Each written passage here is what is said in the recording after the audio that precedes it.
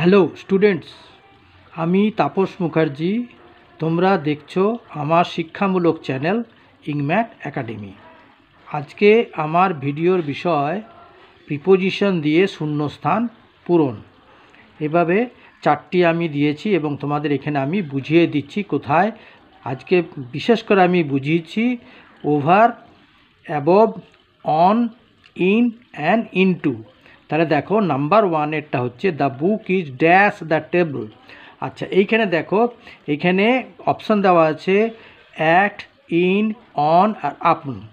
আচ্ছা, এইখানে দেখো কোনো কিছু যদি কোনো তলের উপরে স্পর্শ করে অবস্থান করে তখন আমরা অন ব্যবহার করি।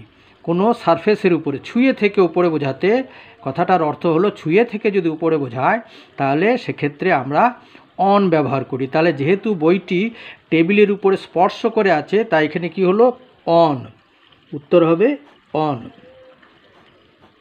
এখানে লিখে দিলাম ইজ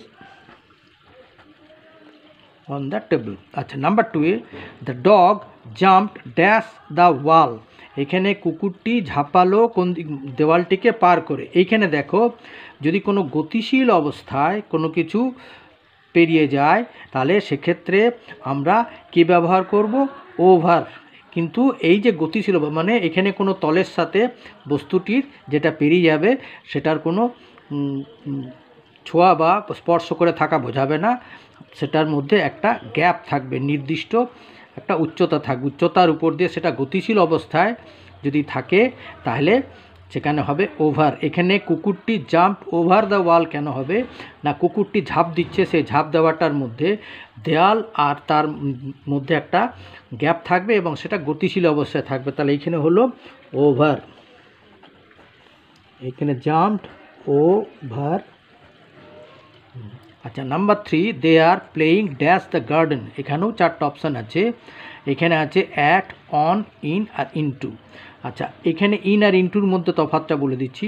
ইন মানে হচ্ছে যে কোনো কিছুর মধ্যে অবস্থান করা বোঝালে হচ্ছে ইন, আর ইনটু হচ্ছে গতিশীল অবস্থায় যদি অবস্থান করা বোঝায় তাহলে হবে ইনটু। কোনো জায়গায় অবস্থান করা সেটা যদি গতিশীল অবস্থায় এসে অবস্থান বোঝায় তাহলে হবে সেটা ইনটু, আর যদি এমনি স্থিতিশীল অবস্থায় বোঝায় অবস্থান তাহলে হবে ইন। তাহলে they are playing in the garden. তারা কোথায় অবস্থান করছে, খেলছে কোথায় না বাগানে। তাহলে হলো they are playing in the garden. আর নাম্বার ফোরেরটা the foolish goat jumped dash the well. Well মানে কুয়ো, ওইখানে ছিল ওয়াল, এখানে হচ্ছে ওয়েল, কুয়ো। তাহলে বোকা ছাগলটি ঝাঁপ দিল কোথায়?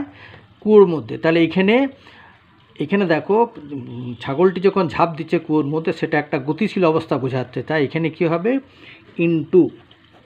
তাহলে উত্তর হবে ইনটু।